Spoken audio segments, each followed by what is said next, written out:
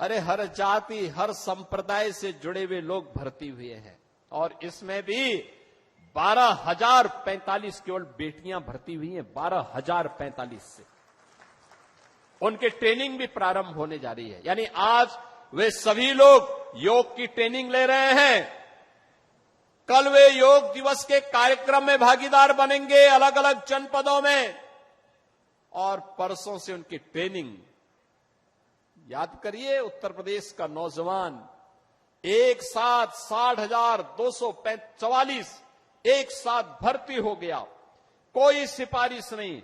2017 के पहले हुआ होता तो चाचा और भतीजा झोला लेकर के वसूली के लिए निकल गए होते। यानी वहां पर भी भेद होता था। पैसा लेकर के किसी की भर्ती नहीं होती थी, उसके बगैर तो होती ही नहीं थी। लेकिन अब कोई भेदभाव नहीं। अब तो सबको अवसर मिल रहा है। सबका साथ और सबके विकास का यही भाव है। सबका विश्वास और सबका प्रयास यही है जिसमें सबकी भागीदारी होगी, कोई भेदभाव नहीं होगा।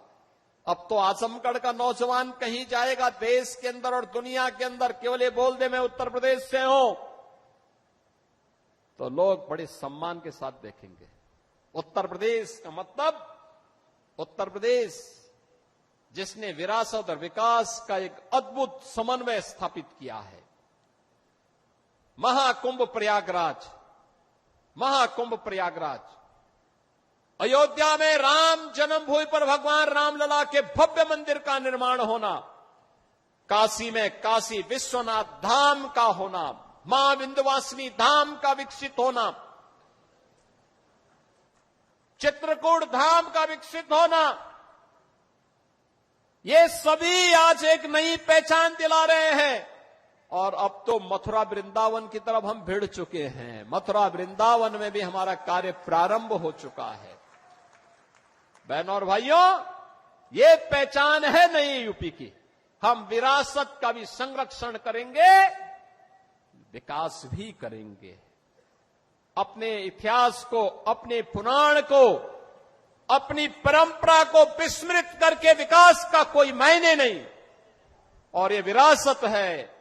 हम राम और कृष्ण की परंपरा पर, भगवान विश्वनाथ की परंपरा पर, मां विंध्यवासिनी की परंपरा पर, रागे राघव की परंपरा पर, अयोध्या सिंह उपाध्याय हरिओत की पावन परंपरा को और महर्षि दुर्वासा की भी परंपरा को, बाबा भृगु की परंपरा को भी आगे बढ़ाने का काम करेंगे।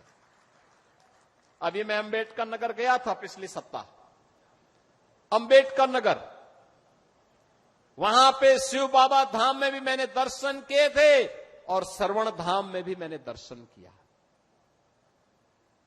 क्या प्राचीन परंपरा है, क्या लोगों ने सजो करके रखी हुई है। अब इसका संरक्षण का दायित्व तो हमारे ऊपर है। अगर हम इसको संरक्षित नहीं करेंगे, आने वाली पीढ़ियां हमें क्या बोलेगी। और उसको संरक्षित करते हुए विकास हो रहा है, औद्योगिक विकास भी हो रहा है, इंफ्रास्ट्रक्चर आधुनिक दिया जा रहा है, नौजवान के लिए रोजगार और नौकरी की सुविधा उपलब्ध करवाई जा रही है, बेटी और व्यापारी को सुरक्षा दी जा रही है, हर एक नागरिक को सुरक्षा की गारंटी दी जा रही है। और सुरक्षा पर जिसने सेंध लगाने का कार्य किया तो उसके लिए यमराज का टिकट भी उसे उपलब्ध करवाया जा रहा है। बहनों और भाइयों, यह आवश्यक है कि जो दूसरों के सुरक्षा के लिए खतरा बने, उसके लिए पहले से ही एक टिकट रिजर्व करवा दो, रिजर्व करवा दो। और बहनों और भाइयों, यही कहने के लिए आज मैं आपके पास आया हूं, आपसे कहने के लिए विकास की रफ्तार थमेगी नहीं, अनवरत आगे बढ़ेगी, क्योंकि यही विकास विकसित भारत का आधार बनेगा। आत्मनिर्भर उत्तर प्रदेश और आत्मनिर्भर भारत का आधार बनेगा।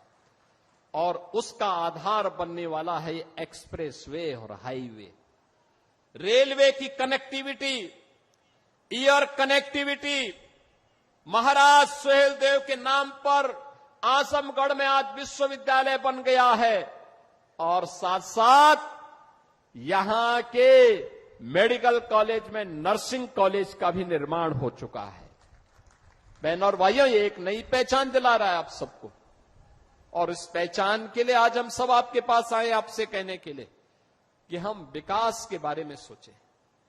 ये लोग जाति के नाम पर बांटने वाले लोग जब भी सत्ता में आए, इन्होंने अपने परिवार की चिंता की, अपनी जाति की भी चिंता नहीं की, केवल परिवार की चिंता की। किसी गैर सिपाही वासी को यहां से सांसद बना करके भेजने का काम किया था तो भारतीय जनता पार्टी ने ही किया था, भारतीय जनता पार्टी की सरकार ने किया था। देखो, निरुआ सांसद बना, नीलम सोनकर सांसद बनी, तो विकास आजमगढ़ में द्रुत गति से आगे बढ़ा। मुझे बताओ, आपने मुख्यमंत्री को यहां से चुनाव जिता के भेजा था, वो विश्वविद्यालय नहीं दे पाए, पूर्वांचल एक्सप्रेसवे नहीं दे पाए।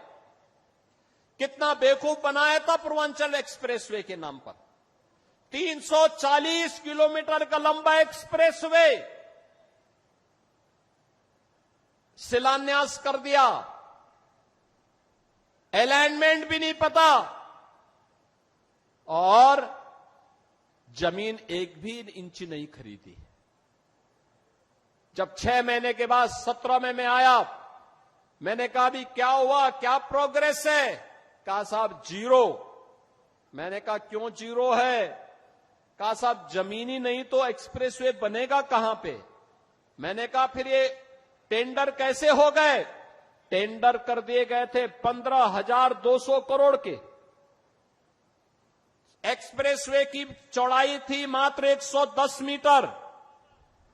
मैंने तब उस समय के जो नए सीओ बनाए गए थे यूपीडा के सिवनीश अवस्थी जी से कहा, मैंने कहा अवस्थी जी एक काम करिए, यह 110 नहीं अब 120 मीटर चौड़ा होना चाहिए। बाई चांस हमें इस एक्सप्रेसवे के